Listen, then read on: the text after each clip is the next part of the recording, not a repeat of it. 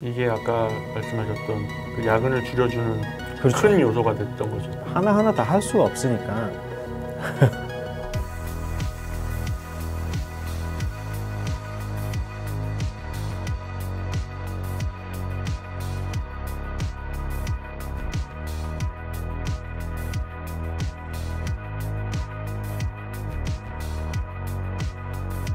안녕하십니까. 저는 설계 3본부 김태환 마스터입니다. 안녕하세요. 같은 본부 김용석 마스터입니다.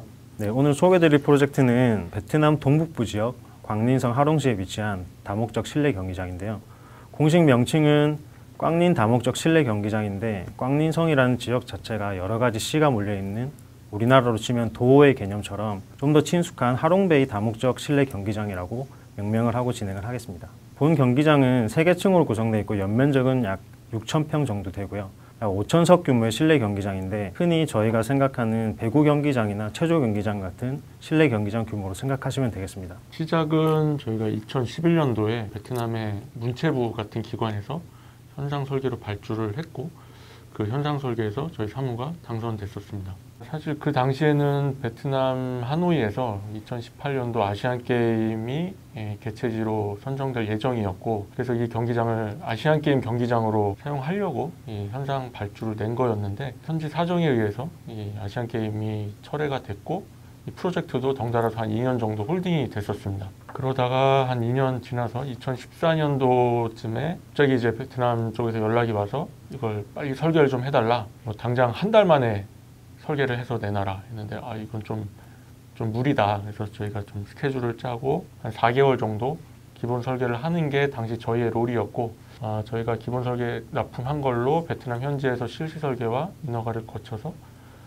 2018년 초경에 완공이 되었습니다. 디자인 컨셉에 대한 얘기를 좀 드려볼게요. 프로젝트를 아우르는 디자인 요소는 하롱베이 지역의 이런 바위 섬들이 가지는 형상과 선형입니다. 바위 섬들이 만드는 자연의 선형을 디자인 요소로 활용을 해서 경기장 또한 하나의 이런 아일랜드가 된다는 굉장히 직관적인 디자인인데요. 이런 직관적인 자연 요소를 디자인에 반영을 하거나 기하학적인 형태를 사용할 때는 복잡한 요소를 최대한 배제를 하고 디자인 요소만 강조하는 게 중요하다고 생각을 합니다. 최대한 다른 디자인 요소는 배제를 하고 심플하게 정리를 해서 인면에서의 이런 곡선이 강하게 인지가 되도록 계획을 진행을 했습니다. 하롱베이 바다를 하늘에서 이렇게 바라보면 굉장히 많은 작은 섬들이 불규칙적으로 산재되어 있어요. 이런 것들이 아주 중요한 자연 요소인데, 이 배치 계획에서도 저희가 다양한 외부 공간이랑 조경 공간들을 불규칙적이지만 자연스럽게 보일 수 있도록 배치를 해서 마스터 플랜 진행을 했습니다.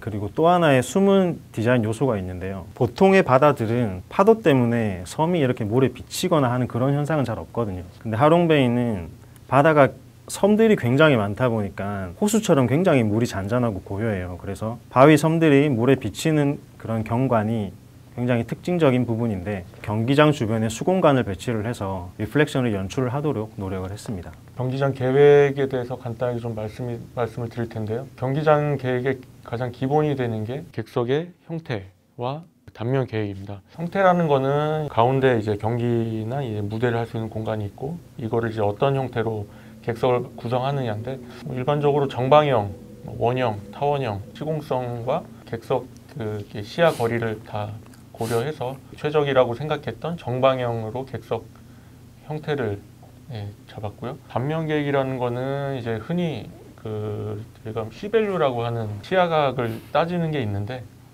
이게 또 너무 그 시야각을 좋게 하면은 그 객석과 객석 간의 그 단 차이가 이제 커지니까 안전상에 좀 문제가 있을 수도 있어서, 이런 거를 좀 종합적으로 고려해서 그 당시에 이 객석 형태와 단면 계획을 디자인을 했었습니다. 필드 레벨에 가변형 객석을 설치해서 이제 사용 안 할 때는 접어놓고, 객석이 더 많이 필요할 때는 이거를 펼쳐서 사람들을 좀 많이 수용하는 이런 시스템을 도입을 했고요. 우선 파라메트릭 개념에 대한 얘기를 좀 해볼게요. 파라메트릭 개념은 변수를 활용하는 데이터 처리 방식인데, 일반적으로 건축 디자이너들은 디자인에 활용을 할 때 숫자를 활용을 해서 수식을 활용을 하는 디자인 요소로 일단 활용을 합니다. 그리고 저희 같은 경우는 그 외에도 도면을 작성을 한다든지 리스트를 만든다든지 물량을 산출한다든지 이런 정보의 변수를 활용해서 어떤 결과물을 만들어내는 것도 포함한다고 생각을 했어요. 그래서 우리 프로젝트에서는 어떤 목적성을 가졌냐라고 말씀을 드리면 이 디자인을 완벽하게 구현해낼 수 있는 구조 계획을 하는 것과 반자동화 스크립트를 좀 만들어서 작업의 효율성과 정확성을 높이는 것, 그렇게 해서 저희가 파라메트릭을 활용을 했는데, 자 이제 여기서 완성된 건축물이 요리라고 생각을 하고 저희 설계하는 사람들이 레시피를 만들어 준다고 가정을 하면, 저희는 베트남 셰프가 오든 미국 셰프가 오든 어떤 셰프가 올지 모르니까 우선은 레시피를 완벽하게 만들어야 된다고 생각을 했어요. 우리 건물에 레시피를 만드는 첫 번째 단계는 2방향 곡면을 1방향 곡면으로 만들어주는 거예요. 그리고 가장 중요한 거는 저희가 이 시공이 가능한 형태로 변경을 했을 때 디자인이 초기안과 달라지면 안 되거든요. 그런 부분에 되게 염두를 해서 지오메트리를 변경하는 작업을 진행을 했습니다. 이 그림을 보시면 3차원 구조 프레임도인데요. 비정형 건축물의 구조는 저는 태생이 건축 외피 형태에서 온다고 생각을 해요. 그래서 구조가 디자인과 완전 뗄 수 없는 관계거든요. 도면을 가지고 3D를 만드는 게 아니라 저희가 만들어서 확정을 한 모델링에서 도면이 산출되는 개념으로 작업을 했습니다. 지금 보시는 그림은 좀 세부적으로 들어가 본 4분면 하부의 외장 강관 프레임도인데요. 그런 논리와 구조 기준을 가지고 디자인과의 관계를 정확하게 다시 만들어 나가는 과정 중에 한 부분입니다. 여기서 사용하는 파라메트릭 툴이 그래스호퍼라는 툴인데, 그래스호퍼는 라이노 플러그인으로 수작업으로 하는 모델링들을 명령어의 체계로 만들어 놓는 것을 또 시각적으로 보기 쉽게 만들어 놓은 툴이에요. 통상적으로는 어떤 수치라든지 함수 베이스의 디자인을 할 때 많이 쓰거든요. 근데 저희는 어떤 숫자라는 개념은 구조랑 굉장히 관련이 많기 때문에 비정형 구조 모델링을 할 때 결과물을 가장 빠르고 정확하게 만들 수 있다고 생각을 해서 이 툴을 이용해서 알고리즘을 만들어서 사용을 했습니다. 이게 아까 말씀하셨던 그 야근을 줄여주는 그렇죠. 큰 요소가 됐던 거죠. 그렇죠.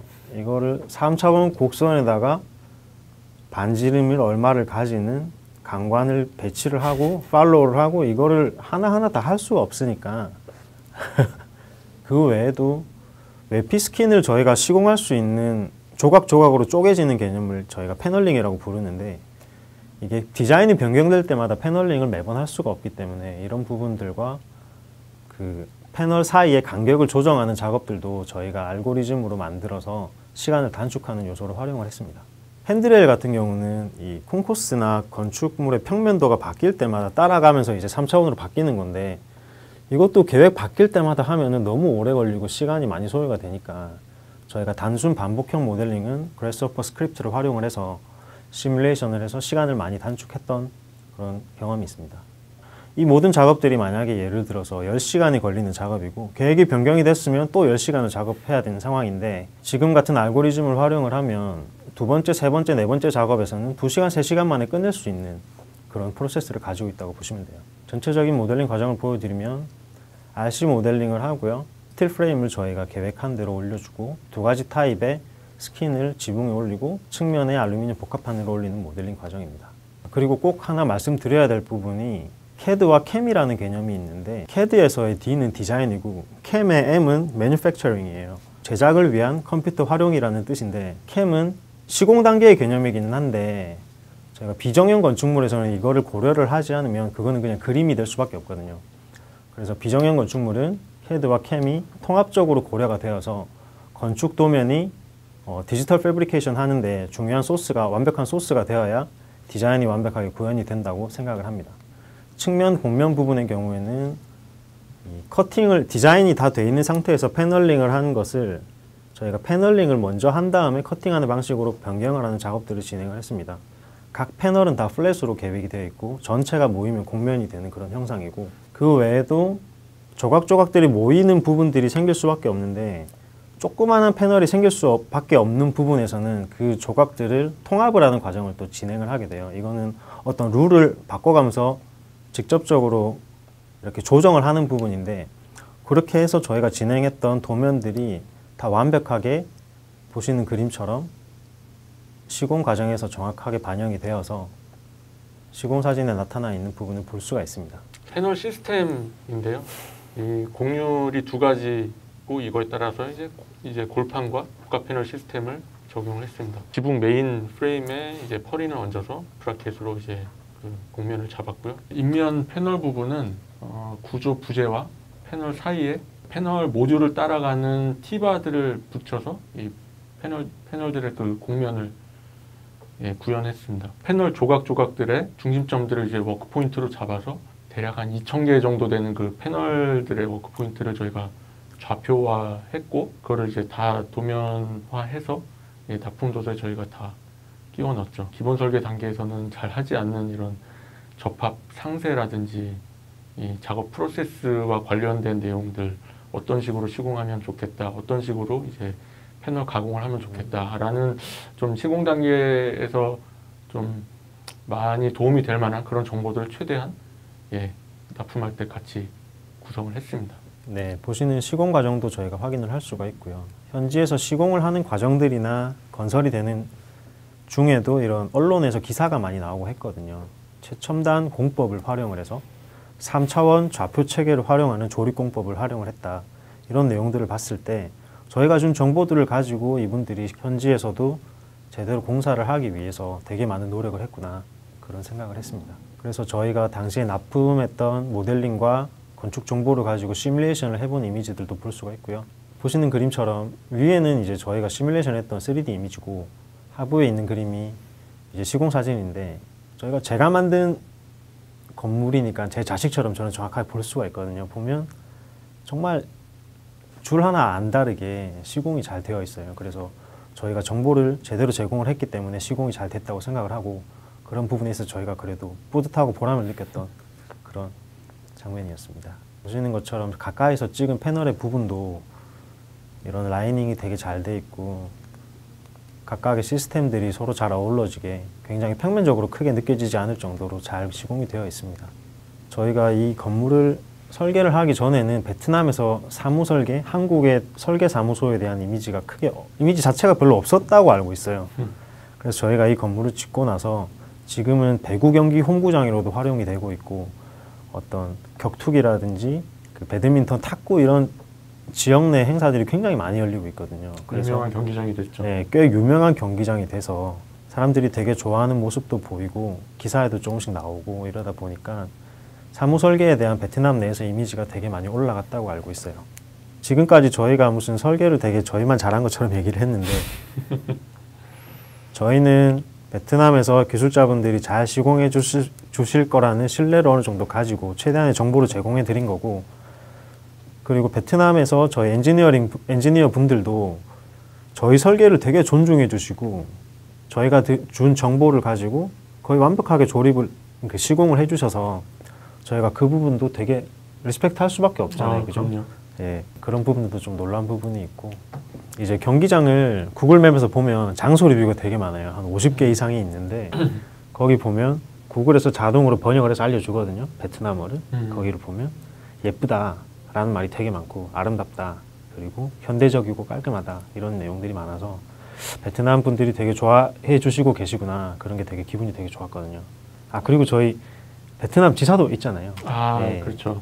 2010년부터 이제 베트남의 지사를 만들어서 이제 여러 가지 프로젝트를 실제로 베트남에서 많이 수행을 했었고요. 실제로 우리 프로젝트를 하면서도 베트남 지사로부터 굉장히 많은 도움을 받았습니다. 네. 발주처 대응하는 거나 인허가나 이런 거에 대해서 많은 도움을 받았었고요.